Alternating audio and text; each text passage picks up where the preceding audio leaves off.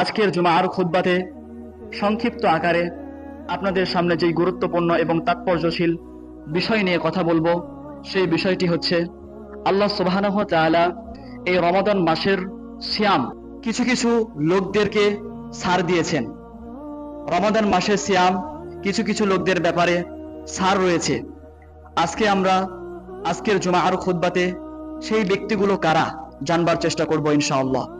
আল্লাহ সুবহানাহু ওয়া তাআলা ছাড় দিয়েছেন, তার প্রথম নম্বরেই আল্লাহ সুবহানাহু ওয়া তাআলা তিনি ছাড় দিয়েছেন আসসিবিয়ান, শিশুদের উপর। শিশুদের কিন্তু এই রমাদান মাসের সিয়াম রাখতে হয় না, এদের ব্যাপারে ছাড় রয়েছে। যাদের এখনো বয়স হয়নি, নাবালক শিশু, তাদের উপর এই রমাদান মাসের সিয়াম ফরজ নয়। তার মানে এই না যদি আপনাদের ছেলে মেয়ে রাখতে চায়, যদি সিয়াম করতে চায়, তাহলে আপনারা বাধা দিবেন না। যদিও তার উপর ফরজ না, কিন্তু সে যদি চায় তাহলে আপনি তাদেরকে রাখতে দিবেন।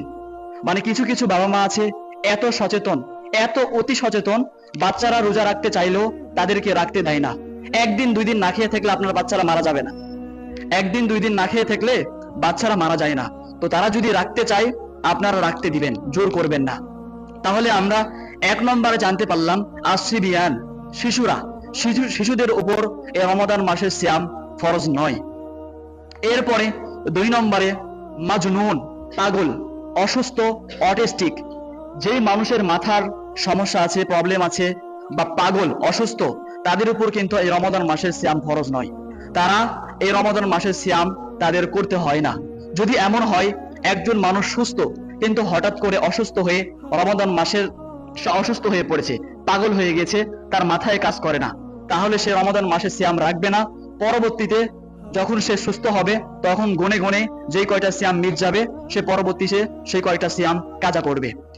আমরা যদি হাদিসের ভিতর লক্ষ্য করি তাহলে দেখতে পাই হযরতে আম্মা জান আয়েশা রাদিয়াল্লাহু তাআলা আনহা হতে বর্ণিত, আল্লাহ রাসূল সাল্লাল্লাহু আলাইহি ওয়াসাল্লাম বলেছেন, উরফিয়াল কলামু আন সালাসা, তিন শ্রেণীর মানুষের উপর থেকে শরীয়তের কলম উঠিয়ে নেওয়া হয়েছে, তাদের পাপও নাই, তাদের নেকিও নাই। তিন শ্রেণীর মানুষের উপর থেকে শরীয়তের কলম উঠিয়ে নেওয়া হয়েছে। এক, আনিন নাইমি হাত্তা ইয়াস্তাকিয, যে ব্যক্তি ঘুমন্ত অবস্থায় থাকে, যে ব্যক্তি ঘুমন্ত অবস্থায় থাকে যতক্ষণ না সে জাগ্রত না হয়। একজন ঘুমন্ত ব্যক্তির কিন্তু পাপও লেখা হয় না, আবার নেকিও লেখা হয় না, তার উপর থেকে শরীয়তের কলম উঠিয়ে নেওয়া হয়েছে। কারণ আপনি যদি ঘুমিয়ে থাকেন আর আপনাকে যদি কেউ গালি দেয় বা আপনাকে নিয়ে যদি কেউ কিছু বলে, তাহলে কি আপনি বুঝতে পারবেন? বুঝতে পারবেন না, আপনি তো ঘুমিয়ে আছেন। তো আল্লাহ সুবহানাহু ওয়া তাআলা, রাসূল সাল্লাল্লাহু আলাইহি ওয়াসাল্লাম তিনি তিন শ্রেণীর ব্যক্তির উপর থেকে শরীয়তের কলম উঠিয়ে নেওয়া হয়েছে। তার প্রথমে বলা হয়েছে আনিন নাইমি হাত্তা ইয়াস্তাইকিয, যে ব্যক্তি ঘুমন্ত অবস্থায় থাকে তার নেকিও লেখা হয় না, তার পাপও লেখা হয় না, তার উপর থেকে শরীয়তের কলম উঠিয়ে নেওয়া হয়েছে। এবং দুই নম্বরে ওয়ানিস সাবিয়্যা হাত্তা ইয়াকবুর, যে ব্যক্তি শিশু, বালেক, ওর উপর থেকে শরীয়তের কলম উঠিয়ে নেওয়া হয়েছে যতক্ষণ না সে প্রাপ্তবয়স্ক না হয়। একজন শিশুর কিন্তু পাপও নেই, অন্যায়ও নেই, আবার একজন শিশুর কিন্তু নেকিও নেই, পাপও নেই, মানে তার উপর থেকে শরীয়তের কলম উঠিয়ে নেওয়া হয়েছে, তার কোনো গুনাহ হয় না। এবং তিন নম্বরে আল্লাহ রাসূল সাল্লাল্লাহু আলাইহি ওয়াসাল্লাম বলেন আনিল মাজনুনি হাত্তা ইয়াবরা, পাগল, যার মাথায় সমস্যা, অসুস্থ, অটিস্টিক, তার উপর থেকে শরীয়তের কলম উঠিয়ে নেওয়া হয়েছে, তার পাপও নাই, নেকিও নাই। তাহলে আমরা প্রথমে জানলাম মাজনুন, যে ব্যক্তি পাগল, তার রমাদান মাসের সিয়াম রাখতে হয় না, অর্থাৎ তার উপর থেকে শরীয়তের কলম উঠিয়ে নেওয়া হয়েছে। এবং হাদিস থেকেও আমরা এটা তিন নম্বর জানতে পারলাম, পাগলের উপর থেকে শরীয়তের কলম উঠিয়ে নেওয়া হয়েছে, তার পাপও নাই, নেকিও নাই। তাহলে এক নম্বরে যেই ব্যক্তির উপর থেকে রমাদান মাসের সিয়াম ফরজ করা হয়নি, তার এক নম্বরে ছিল আসসিবিয়ান, শিশুরা, এবং দুই নম্বরে ছিল মাজনুন, পাগল, এবং তিন নম্বরে মারিদ, অসুস্থ ব্যক্তি। অসুস্থ ব্যক্তির কিন্তু এই রমাদানের সিয়াম ফরজ না। সে যদি অনেক বেশি অসুস্থ হয়, সে যদি সিয়াম রাখতে না পারে, তাহলে তাকে সিয়াম রাখতে হবে না। পরবর্তীতে যখন সে সুস্থ হবে, বাকি 11টা মাসের মধ্যে সে যে কয়টা সিয়াম কাজা হবে, ওই কয়েকটা সিয়াম সে পরবর্তীতে রাখবে, পালন করবে। তিন নম্বরে মারিদ, মানে অসুস্থ ব্যক্তি, যে যতক্ষণ না সুস্থ না হয়। এই ব্যাপারে আল্লাহ সুবহানাহু ওয়া তাআলা কুরআনুল কারীমের সূরা বাকারার 185 নম্বর আয়াতে তিনি স্পষ্ট করে ঘোষণা করে বলেন, ফামান কানা মিনকুম মারিদ, মানে যে ব্যক্তি অসুস্থ তার উপর রমাদান মাসের সিয়াম ফরজ নয়। তাহলে আমরা কুরআনুল কারীমের এই সূরা বাকারার 185 নম্বর আয়াত থেকে জানতে পারলাম অসুস্থ ব্যক্তির জন্য এই রমাদান মাসের সিয়াম ফরজ নয় যতক্ষণ না সে সুস্থ না হয়। এরপরে 4 নম্বরে মুসাফির, যে ব্যক্তি মুসাফির ট্রাভেলার সফর করে তার জন্য এই রমাদান মাসের সিয়াম ফরজ নয় যতক্ষণ না সে বাড়িতে ফিরে না আসবে, যতক্ষণ না সে কোনো এক জায়গায় স্থির হবে ততক্ষণ তার উপর এই রমাদান মাসের সিয়াম ফরজ নয়। এই মুসাফির বলতে কি বোঝায়? মুসাফির বলতে মানে ট্রাভেলার বলতে সর্বনিম্ন 48 মাইল দূর হতে হবে, সর্বনিম্ন 48 মাইল দূরে যেতে হবে। আপনি এখান থেকে আত্রাই যাবেন আর সিয়াম কাজা করবেন, এটা হবে না। সর্বনিম্ন 48 মাইল পার করতে হবে, তেনিগান আপনার উপর এই রমাদান মাসের সিয়াম ফরজ হবে না। তাহলে আমরা 4 নম্বর জানলাম মুসাফির ট্রাভেলার সফরকারী, যে ব্যক্তি সফর করে মুসাফির অবস্থায় থাকে 48 মাইল দূর পর্যন্ত যায় তাদের জন্য এই রমাদানের রোজা রমাদানের সিয়াম সার রয়েছে। তারা পরবর্তীতে যে কয়েকটা রোজা কাজা হবে পরবর্তীতে সেই কয়েকটাই রোজা তারা কাজা করবে। এবং 5 নম্বরে আচ্ছা এখান থেকে আরেকটা জিনিস জানতে পারি যে মুসাফির মানে মুসাফির তাদের জন্য রমাদান মাসের রোজা সার রয়েছে।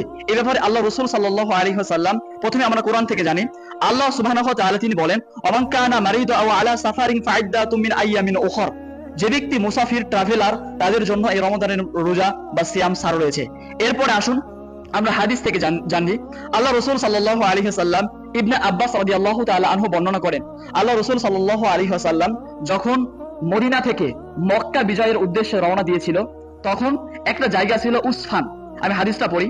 আল্লাহ রাসূল সাল্লাল্লাহু আলাইহি ওয়াসাল্লাম বলেছেন মিনাল মাদিনাতি ইল্লা মাক্কাতা ফাসামা হাত্তা বালাগা উসফানা সুম্মা দাআ বিমা ফাশারিয়াহু নাহারা লিয়ারাহুন নাসা ফাফতারা হাত্তা ফারি কদিমা মক্কা। আল্লাহ রাসূল সাল্লাল্লাহু আলাইহি ওয়াসাল্লাম হযরত ইবনে আব্বাস রাদিয়াল্লাহু তাআলা আনহু বর্ণনা করেন আল্লাহ রাসূল সাল্লাল্লাহু আলাইহি ওয়াসাল্লাম যখন মক্কা থেকে মদিনা বিজয় করার জন্য যখন রওনা দিলেন তখন উসফান নামক একটা জায়গায় মানে তারা মদিনা থেকে সিয়ামরত অবস্থায় ফজরের সময় সুবহে সাদিকের আগে সাহারি খেয়েই তারা রওনা দিয়েছে। তো তারা যখন উসফান নামক জায়গায় গেল তখন অনেক ক্লান্ত হয়ে পড়ল। আল্লাহ রাসূল সাল্লাল্লাহু আলাইহি ওয়াসাল্লাম তিনি উটের উপর বসে পানি নিয়ে তিনি ঢকঢক করে পানি খেয়ে নিলেন। এটা দেখে সাহাবীরা একটু অবাক হলেন। আল্লাহ রাসূল সাল্লাল্লাহু আলাইহি ওয়াসাল্লাম তিনি ভাবলেন সবাইকে যদি একে একে বলতে শুরু করি যে তোমরা রোজা ভাঙো মানে তোমরা পরবর্তীতে এই রোজা করো তাহলে অনেক সময় লেগে যাবে। তিনি এই কাজটা না করে তিনি উটের উপর দাঁড়িয়ে উঁচু জায়গায় দাঁড়িয়ে তিনি ঢকঢক করে পানি নিয়ে খেয়ে নিলেন যাতে করে সবাই বুঝতে পারে যে তোমরা সিয়াম ভঙ্গ করো, তোমরা চাইলে সিয়াম ভঙ্গ করতে পারো। তো আমরা এই হাদিস থেকে জানতে পারি যখন মদিনা থেকে মক্কা বিজয়ের উদ্দেশ্যে যখন রওনা দিয়েছিলেন তখন কিন্তু ছিল 8ম হিজরির 20 রমাদান মানে 20 রমাদানের 20 তারিখে আল্লাহ রাসূল সাল্লাল্লাহু আলাইহি ওয়াসাল্লাম তিনি তখন এই জনসম্মুখে হাজারো সাহাবীদের সামনে উটের উপর বসে তিনি পানি খেয়ে নিলেন। তার মানে এই হাদিস থেকে আমরা জানতে পারি কোনো ট্রাভেলার কোনো সফরকারী ব্যক্তি চাইলে সে রোজা ভাঙতে পারে, পরবর্তীতে সে এই রোজা পালন করতে পারবে।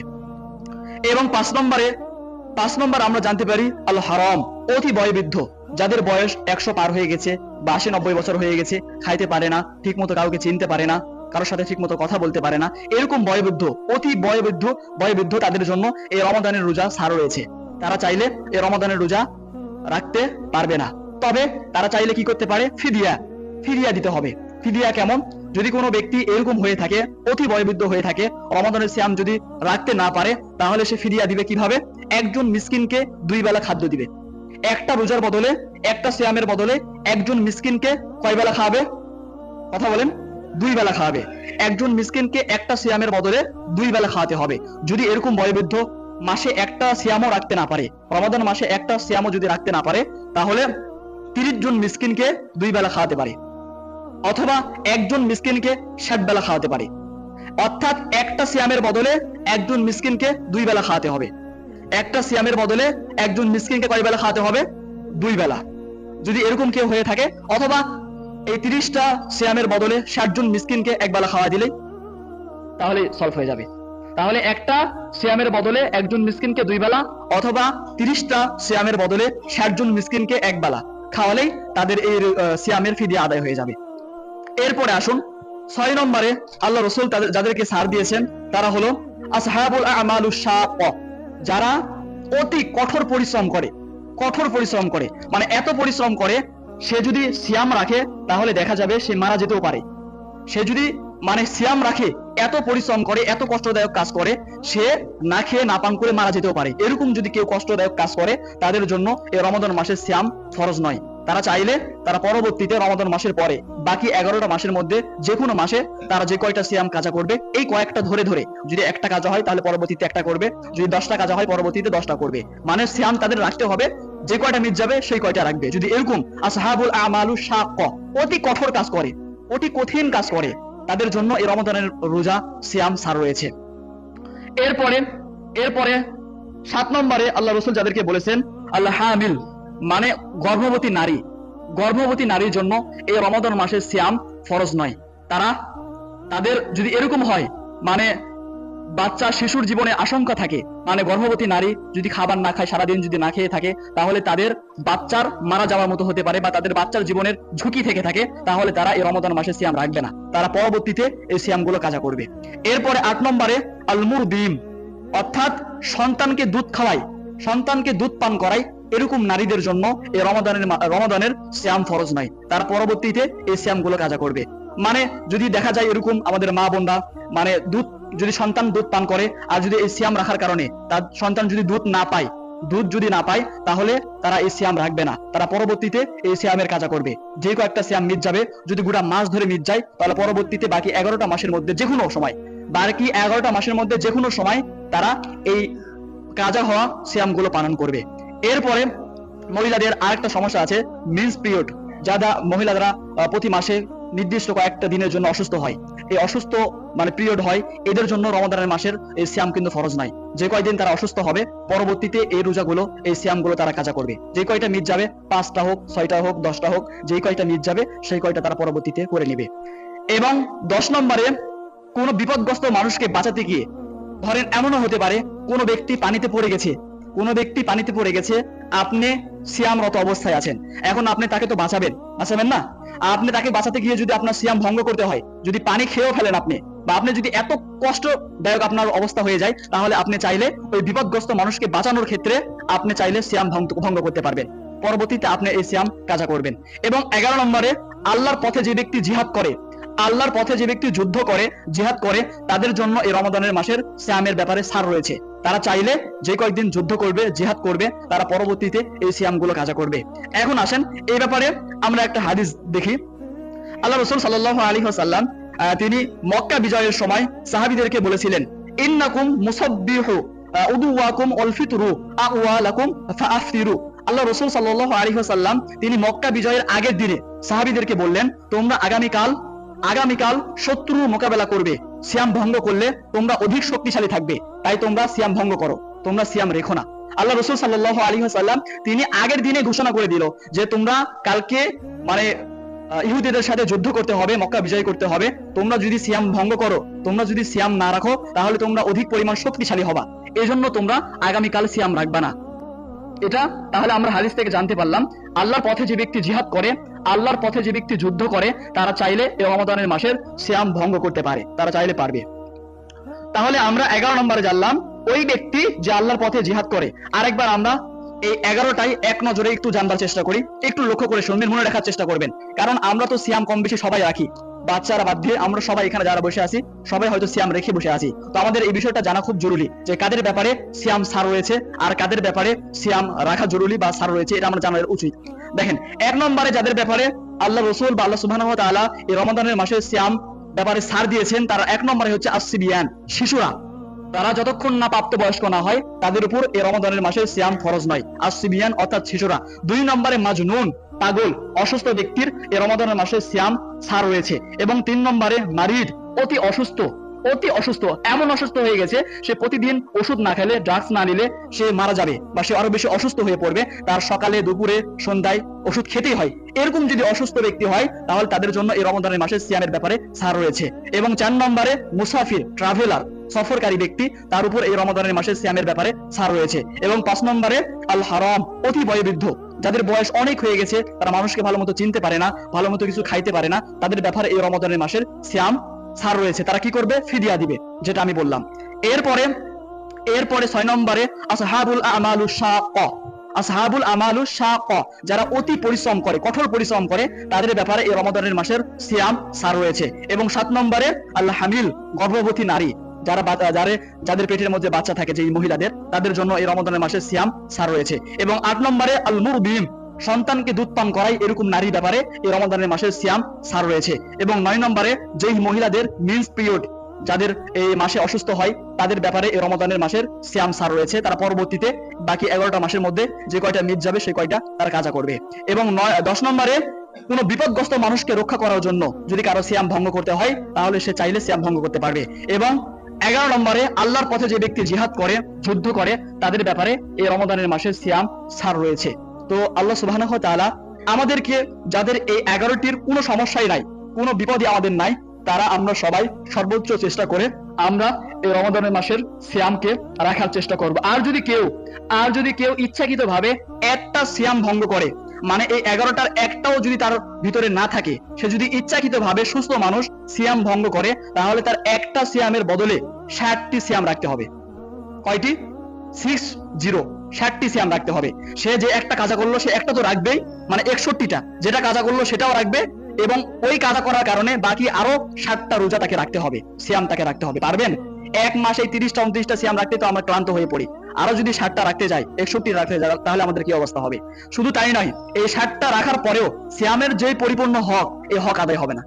সিয়ামের যে পরিপূর্ণ হক, এই হকটা আদায় হবে না। এজন্য আমরা যারা পারবো, আমরা নিজের সর্বোচ্চ চেষ্টা করে আমরা এই রমাদান মাসের সিয়ামকে রাখার চেষ্টা করবো ইনশাআল্লাহ। এখন আসেন এই তারাবির ব্যাপারে কিছু কথা বলি। তারাবিতে আমরা যেটা 4 রাকাত পরপর যে দোয়াটা পড়ে থাকি, সুবহানাজিল মুলকি ওয়াল মালাকুতি সুবহানাজিল ইজ্জাতি, এই ব্যাপারে আপনাদেরকে কি বলবো, মানে আপনাদেরকে এটাই বলতে চাচ্ছি, এটা কিন্তু তারাবির নামাজের নির্দিষ্ট কোনো দোয়া নয়, মানে এটাই পড়তে হবে বিষয়টা এমন না। এটা কেন বললাম? তারাবির নামাজের 4 রাকাত পরপর আপনারা দেখি চুপ করে থাকেন বা কিছু পড়েন না। আপনারা হয়তো অনেকেই মনে করেন যে এই দোয়া ছাড়া অন্য দোয়া পড়া যায় না, যেহেতু আপনারা জানেন না চুপ করে থাকেন, এমনটা না। এটা তারাবির নামাজের 4 রাকাত পরপর যে নির্দিষ্টভাবে এই দোয়াই পড়তে হবে বিষয়টা এমন না। তারাবির নামাজের 4 রাকাত পরপর অনেক সময় লেগে যায়, এজন্য আল্লাহ রাসূল কিছু সময় রেস্ট করতেন, তাসবিহ পড়তেন, খেজুর খেতেন, পানি খেতেন, এরকমটা করতেন। তবে এখানে এই দোয়াটা ঢুকিয়ে দেওয়া হয়েছে, সমস্যা নাই। এই দোয়ার অর্থ অনেক সুন্দর, চাইলে পড়তে পারবেন, বিষয়টা এমন না যে এটাই পড়তে হবে। আপনারা যদি কিছু না পারেন, শুধু আস্তাগফিরুল্লাহ করে তাও সময়টা কাটাবেন, একটু রেস্ট নেওয়ার চেষ্টা করবেন। কিছু না পড়ে চুপ করে থাকবেন না। যেটা পারবেন, সূরা ইখলাস পারলে সূরা ইখলাসই পড়বেন, যেটা পারেন সেটাই পড়বেন। এরপরে তারাবির নামাজের যে মুনাজাত, আল্লাহুম্মা ইন্না নাস্তাঈনুকাল জান্নাতা, এটাও কিন্তু তারাবির নামাজের নির্দিষ্ট কোনো মুনাজাত নয়। এর অর্থ সুন্দর, এটা সুন্দর একটা দোয়া, এজন্য উলামায়ে কেরামগুলো এটা পড়ে থাকে। কিন্তু এটা না পড়লে যে তারাবির নামাজের মুনাজাত হবে না, বিষয়টা এমন না। বুঝতে পেরেছেন? কথা কি বুঝাতে পেরেছি? এজন্য আপনারা তারাবির নামাজের 4 রাকাত পরপর কিছু না পারলেও আস্তাগফিরুল্লাহ পড়বেন, সূরা ইখলাস পড়বেন, তারপরে আরো যেগুলো আছে দোয়া, আপনারা যেগুলো জানেন ভালো ভালো দোয়া, সুবহানাল্লাহ, আল্লাহু আকবার, আস্তাগফিরুল্লাহ, এগুলো তো সবাই পারেন না, এগুলো পারেন না, এগুলো অন্তত পড়বেন, এগুলো পড়বেন, বসে থাকবেন না। আরেকটা বিষয়, এটা না বললে আমি পারলাম না, আপনারা আমাকে ইফতারির ব্যাপারে ওয়াজ করতে বলেন, কিন্তু আমি লক্ষ্য করে দেখি যারা এই মসজিদের দায়িত্বশীল আছে তারা কি ইফতার দিতে পাওয়া যায় না। এটা খুব একটা দুঃখজনক বিষয়, খুবই দুঃখজনক বিষয়। আপনারা যারা দায়িত্বশীল আছেন, তারাই যদি ইফতারে না থাকেন, তারাই যদি তারাবিতে না থাকেন, তাহলে বাকি মানুষকে আমি কিভাবে দাওয়াত দিব? আমার তো দাওয়াত দেওয়ার একটা মুখ থাকতে হবে। তো আপনাদেরকে আমি অনুরোধ করবো, আপনারা যারা দায়িত্বশীল আছেন এবং দায়িত্বশীল যারা নাই, সবাই ইফতার করার চেষ্টা করবেন এবং তারাবির নামাজে আসার চেষ্টা করবেন। আমরা সবাই ইফতার এবং তারাবিতে আসার চেষ্টা করবো ইনশাআল্লাহ। তাহলে বলে আমার কথা শেষ করছি। সুবহানাকাল্লাহুম্মা ওয়া বিহামদিকা আশহাদু আল্লা ইলাহা ইল্লা আনতা আস্তাগফিরুকা ওয়া আতুবু ইলাইক।